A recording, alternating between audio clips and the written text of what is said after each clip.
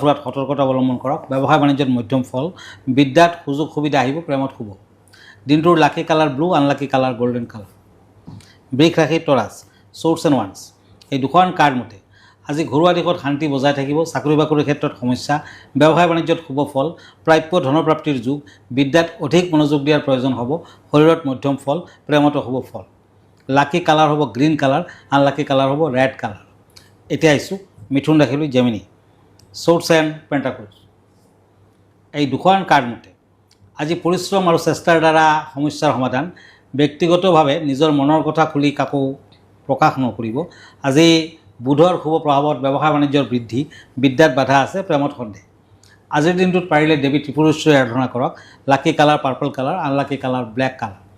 এতিয়া আহিছোঁ কৰ্কট ৰাশিলৈ, কেঞ্চাৰ, কাপছ এণ্ড টেম্পাৰেন্স।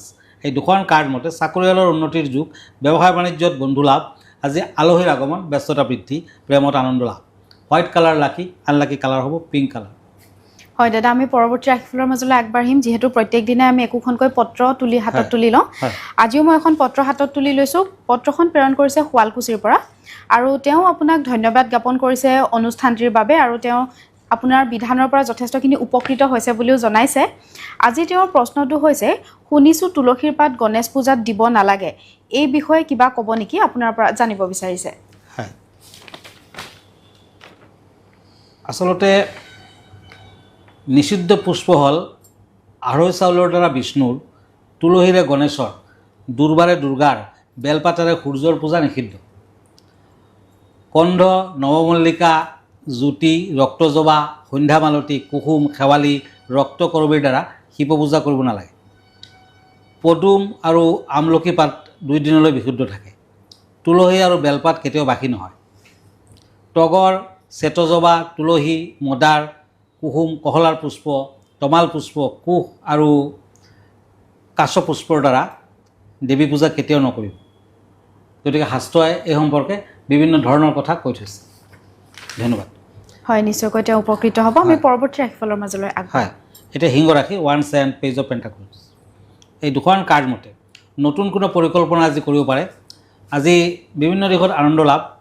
ব্যৱসায়ত মধ্যম ফল, ভ্ৰমণৰ যুগ আছে। বিদ্যাত শুভ, প্ৰেমত সাৱধান হওক। আজিৰ দিনটো সদবা মহিলাক সেন্দুৰ আৰু দক্ষিণা আদি দান কৰক, ভাল হ'ব। অৰেঞ্জ কালাৰ লাকি, ব্লু কালাৰ আনলাকি। এতিয়া কন্যা ৰাশি, কাপছ এণ্ড চেৰিয়ট।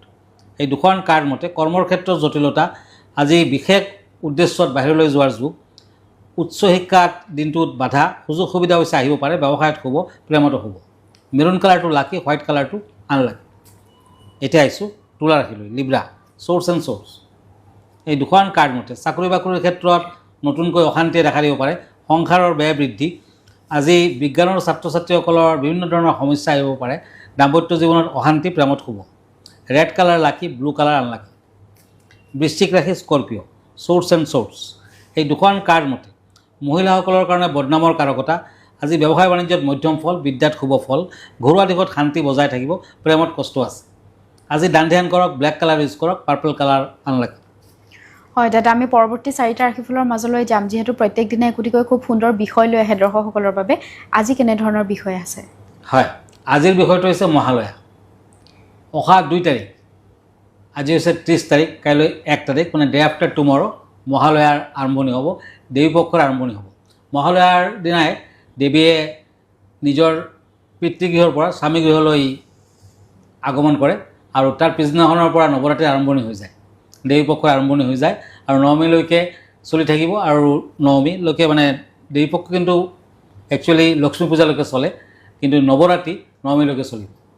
গতিকে মহালয়াৰ এই পবিত্ৰ ক্ষণত আপুনি মহালয়া দৰ্শন কৰিব লাগিব, শ্ৰৱণ কৰিব লাগিব, আৰু আজি সেই বিষয়ে কওঁ। মহালয়া হ'ল পিতৃপক্ষ আৰু দেৱী পক্ষৰ সন্ধিক্ষণ। দেৱী দুৰ্গা এই দিনটোতে স্বামীগৃহৰ পৰা পিতৃগৃহলৈ যাত্ৰা কৰে। মহালয়াৰ দিনা একেবাৰে পুৱা দেৱী মাহাত্ম্যম শ্ৰুত শুনা উচিত। এই দিনত পূৰ্বপুৰুষৰ আত্মাৰ শান্তি কামনা কৰি তৰ্পণ কৰা হয়। দেৱগণ, ঋষিগণ, পিতৃগণ, নৰগণ, ব্ৰহ্মাক আদি কৰি তৃণশিখা পৰ্যন্ত এই মহালয়াৰ তৰ্পণৰ অন্নজল লাভ কৰে। মহালয়াৰ দিনা কোনো শুভ কাম নকৰিব, কাৰণ এই দিনলৈকে পিতৃপক্ষ চলি থাকে। ঘৰ, গাড়ী বা ব্যৱসায় আৰম্ভ নকৰাই ভাল।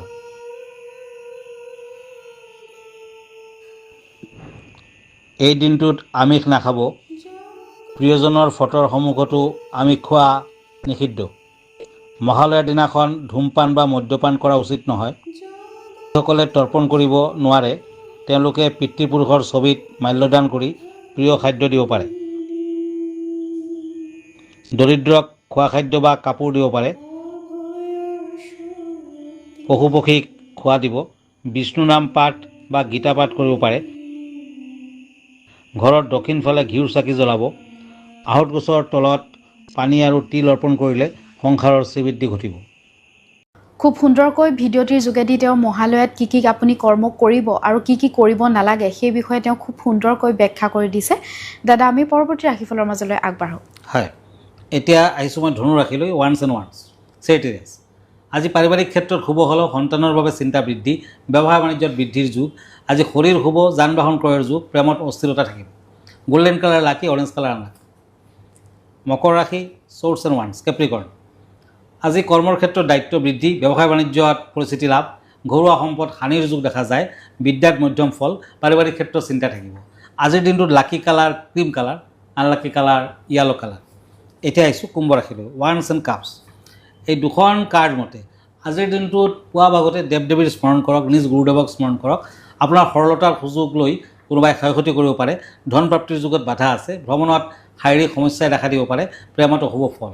পিংক কালাৰ লাকি, ব্লেক কালাৰ আনলাকি। এতিয়া ওৱান্স এণ্ড চ'ৰ্ডছ মীন ৰাশি। ঘৰুৱা শান্তি বজাই থাকিব। আজি অশুভ সংবাদ প্ৰাপ্তি, মানসিক অশান্তি। শৰীৰৰ প্ৰতি লক্ষ্য ৰখা উচিত। প্ৰেমত আনন্দ লাভ। দিনটোৰ lucky colour yellow, unlucky colour হ'ব মেৰুণ কালাৰ। হয় দাদা আমি অনুষ্ঠানটি সামৰিব লাগিব। অনুষ্ঠানটি সামৰাৰ পূৰ্বে আপুনি এবাৰ ঠিকনাটো জনাই দিব। আমাৰ ঠিকনা astrologer Kiro Yang, Ratnakuber gems and jewellery, Manipuri Basti, Guwahati 7। Phone নম্বৰটো হ'ল 9085949309 আৰু আমাৰ ইমেইল এড্ৰেছটো হ'ল kiroyangastrologer@kiroyang.com। ধন্যবাদ, নমস্কাৰ। আৰু ইয়াৰ লগে লগে মই নিন্দিতা শইকীয়া